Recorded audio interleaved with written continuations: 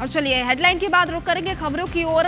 सबसे पहले बात करेंगे बड़ी खबर का। छत्तीसगढ़ बीजेपी को जल्द ही नया प्रभारी मिल सकता है। दिल्ली दौरे से सीएम साय लौट चुके हैं और लौटते ही उन्होंने इस मामले में खुलासा किया है। दिल्ली में राष्ट्रीय अध्यक्ष नितिन नवीन से उन्होंने मुलाकात की है। छत्तीसगढ़ में संगठन को लेकर उनसे चर्चा हुई है। तो सीएम साय ने यह खुद बताया है कि नितिन नवीन से छत्तीसगढ़ में संगठन को लेकर चर्चा की गई है। कल शाम दिल्ली गए हुए थे सीएम विष्णुदेव साय और आज सुबह ही वो लौटे हैं और उन्होंने लौटते ही ये बड़ा खुलासा किया है। सुनिए उन्होंने क्या कुछ कहा है। और एक दिन के दिल्ली प्रवास में गए थे। पिछले दिनों जब दिल्ली गए थे तो माननीय राष्ट्रीय अध्यक्ष जी से मुलाकात नहीं हो पाई थी और कल का समय उन्होंने दिया था, तो रात में उनसे सौजन्य मुलाकात हुई और छत्तीसगढ़ के विषय में उनको अवगत कराया। अब वो तो केंद्रीय नेतृत्व का मामला है और माननीय राष्ट्रीय अध्यक्ष जी हमारे प्रदेश के संगठन के प्रभारी थे और अब वो राष्ट्रीय अध्यक्ष हो गए हैं तो यहाँ तो कोई ना कोई रहेंगे ही ना संगठन पर। और चलिए अधिक जानकारी के लिए हेमंत शर्मा हमारे साथ फोन लाइन पर जुड़ चुके हैं। हेमंत, तो छत्तीसगढ़ में बीजेपी के प्रभारी को लेकर चर्चाएं चल रही थी और अब सीएम विष्णुदेव साय का खुद इसमें बयान सामने आ गया कि उन्होंने नितिन नवीन से बातचीत की है। क्या मामला है, जानकारी देंगे। देखिए, छत्तीसगढ़ बीजेपी के नए प्रभारी को लेकर हलचल तेज है और कई सारे नाम सामने आ रहे हैं कि आखिरकार छत्तीसगढ़ बीजेपी का अगला प्रदेश प्रभारी कौन होगा। और इस बीच में मुख्यमंत्री विष्णुदेव साय का दिल्ली जाना कई तरह के संकेत दे रहे हैं। हालांकि उन्होंने स्पष्ट तौर पर इसमें कुछ कहा नहीं, लेकिन कल उनकी मुलाकात राष्ट्रीय अध्यक्ष नितिन नवीन से हुई है और अचानक चूंकि सीएम ने दिल्ली का प्रोग्राम बनाया था और में मुलाकात राष्ट्रीय अध्यक्ष से हुई है। सीएम ने भी इसमें कहा है कि राष्ट्रीय अध्यक्ष से उनकी मुलाकात नहीं हो पाई थी पिछली दिल्ली दौरे के दौरान और इसलिए उन्होंने समय दिया था तो सदा पर वो वहां गए थे। लेकिन जिस तरीके से प्रदेश प्रभारी हलचल हो रही है, नए प्रदेश प्रभारी कौन होंगे, तो उसको लेकर उन्होंने स्पष्ट तौर पर नहीं कहा, लेकिन ये कहा कि चूंकि राष्ट्रीय अध्यक्ष नितिन नवीन बन गए हैं और अभी फिलहाल प्रदेश प्रभारी वही है, इसलिए उन्होंने कहा कि कोई न कोई संगठन प्रभारी यहाँ पर होगा और यही मिल रहे हैं कि जल्द ही छत्तीसगढ़ बीजेपी को नया प्रभारी मिल जाएगा। चलिए ठीक है हेमंत, इस खबर पर तमाम जानकारी के लिए आपका बहुत बहुत शुक्रिया। तो देखिए छत्तीसगढ़ से ये आपको बड़ी अपडेट दे रहा है। छत्तीसगढ़ बीजेपी को जल्द ही नया प्रभारी मिल सकता है। सीएम विष्णुदेव साय दिल्ली के दौरे पर थे। इस दौरान उन्होंने राष्ट्रीय अध्यक्ष नितिन नवीन से मुलाकात की है और उन्होंने क्या कुछ बताया हमने आपको सुनाया है।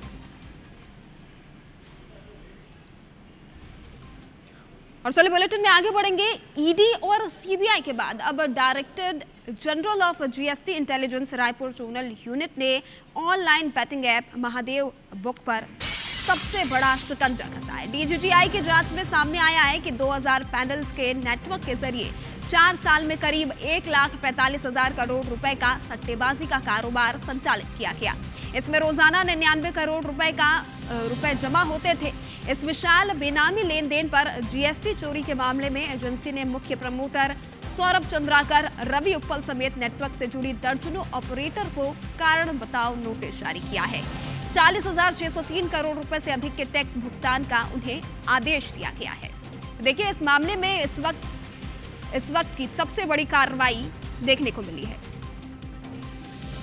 महादेव ऑनलाइन जो सट्टा ऐप है उस पर अब जो है डीजीजीआई ने भी एक बड़ा शिकंजा यहाँ पे कसा है। अगर बात करें तो इस पूरे जो गोरख धंधा था करीब 1.45 लाख करोड़ का जो कारोबार था, ये जांच के घेरे में है और इसमें डीजीजीआई भी जांच इसमें कर रही थी।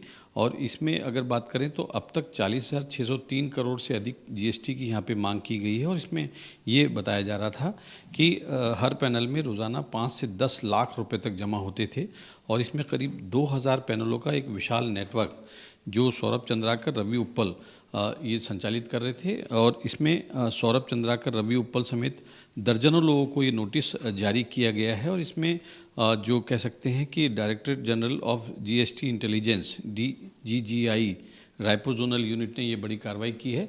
तो कुल मिला के कह सकते हैं कि अब जो महादेव ऑनलाइन बैटिंग ऐप है उसके जो संचालक हैं सौरभ चंद्राकर और रवि उप्पल, उनकी जो मुश्किलें हैं अब और यहाँ पे बढ़ गई हैं, क्योंकि ED, CBI और ACBOW के अलावा अब जो है एक बड़ी कार्रवाई जो DGGI की रायपुर जो यूनिट है उसके द्वारा यहाँ पे की गई है।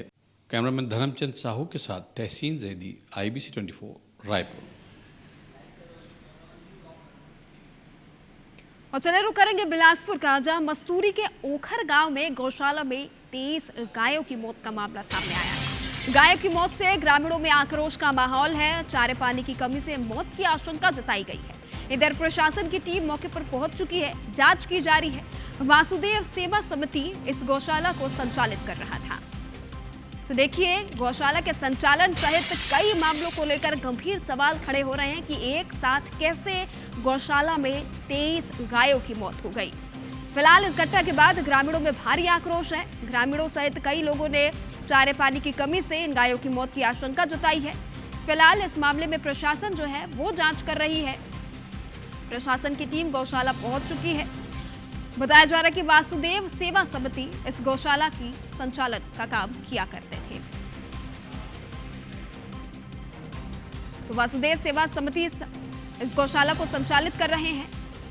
और इस बीच 23 गायों की मौत का मामला इस गौशाला से सामने आया। इस घटना के बाद ग्रामीणों में भारी आक्रोश देखा जा रहा है। चारा पानी की कमी से गायों की मौत होने की आशंका है। फिलहाल प्रशासन की टीम मौके पर पहुंच चुकी है, जांच किया जा रहा है। बिलासपुर के ओखर गांव की यह घटना बताई जा रही है।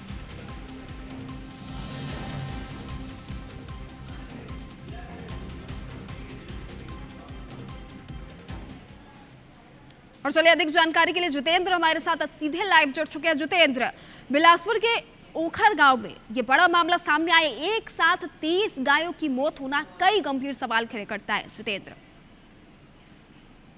निश्चित तौर पर देखिए, जिस तरह से अभी घुमंतू मवेशी, आवारा मवेशी जो सड़कों पर घूम रहे हैं, फसलों को खा रहे हैं, और खास तौर पर इनके लिए गोधाम या फिर गौठान की व्यवस्था जो है वो की गई है। मस्तूरी क्षेत्र के ओखर में भी यहाँ पर एक वासुदेव सेवा समिति जो है गौशाला का संचालन करती है, लेकिन बताया जा रहा है कि यहाँ पर बीते कुछ दिनों में लगातार गौवंशों की मौत हुई है, जिनकी संख्या 22 से अधिक है। हालांकि जिस तरह से ये मामला सामने आया उसके बाद प्रशासन हरकत में आया है। प्रशासन ने तत्काल वेटनरी की टीम को जांच के लिए यहाँ पर भेजा था।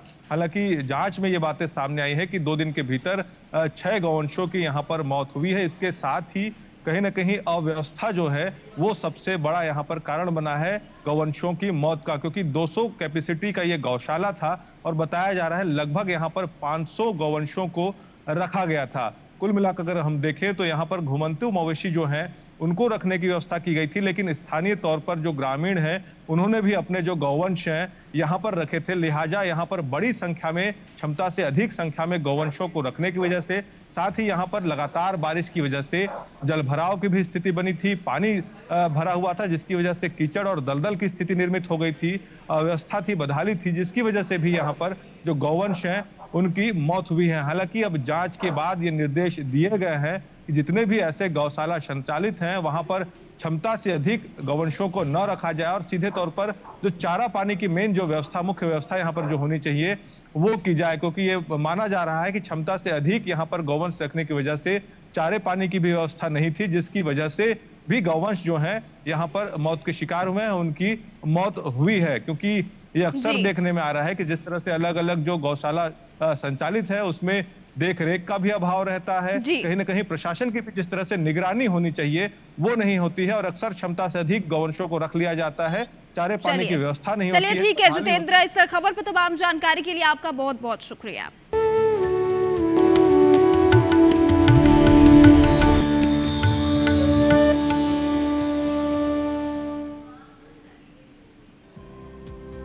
और और नए के बंधन रक्षाबंधन के त्योहार में आप सभी का स्वागत है। रुक करेंगे खबरों की ओर। पूरा देश आज रक्षाबंधन का त्योहार बड़े ही धूमधाम से मना रहा है।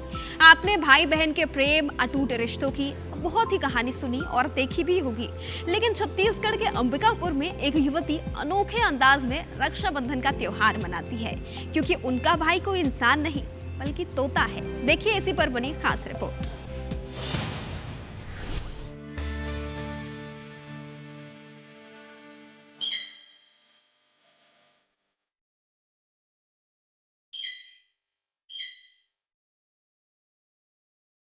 आज के समय में जब इंसानों के बीच संबंध खराब हो रहे हैं, ऐसे में एक बहन तोते को अपना भाई मानती है और इन दोनों के बीच अटूट प्रेम है।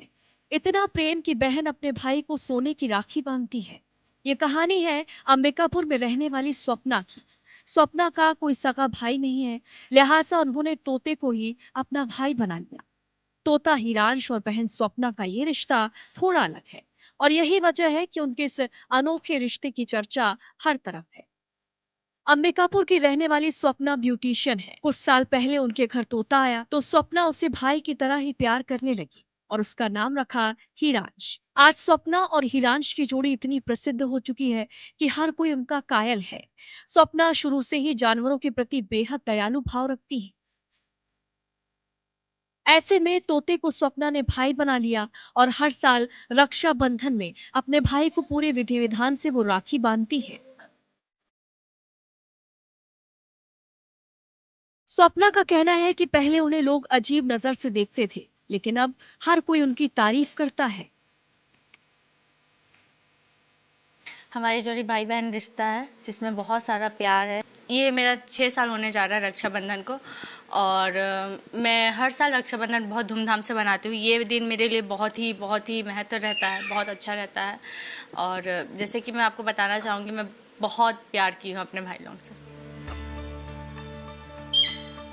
स्वप्ना हिरांश से इतना प्यार करती है कि वो उसे एक पल के लिए भी अकेला नहीं छोड़ती। स्वप्ना अपने भाई हिरांश का जन्मदिन भी मनाती है। इसके लिए बकायदा वो करीब 5 किलोमीटर पैदल चलकर वन देवी मंदिर जाती है और भंडारा भी करवाती है। स्वप्ना को तोते से इतना ज्यादा लगाव है कि उन्होंने 8 तोते पाल रखे हैं, लेकिन हीर सबसे खास है। ये सभी तोते स्वप्ना के घर पर रहते हैं और खास बात यह है कि उनके घर पर कोई भी तोता पिंजरे में नहीं रहता। हाँ, सारबार मंदिर में चल के जाती हूँ हर नवमी में और मेरा भंडारा में योगदान रहता है। हाँ, बोलते हैं कि तुम्हारे यहाँ पैरोट्स हैं तो ले जाएंगे, तो मैं ओपन रखी हूँ। पहली बार तो जो प्यार करता है, मैं कभी पिंजरे में नहीं रखी, सब मेरे घर में घूमते रहते हैं। स्वप्ना की दुनिया बाकी लोगों से अलग है। वो मानती है कि जो भाई का असली फर्ज निभाए वही सच्चा भाई है। उनके लिए हीर सिर्फ एक पालतू जानवर नहीं बल्कि उनकी जिंदगी का सबसे खास हिस्सा है। अभिषेक सोनी के साथ IBC 24 के लिए सरगुजा से ब्यूरो रिपोर्ट।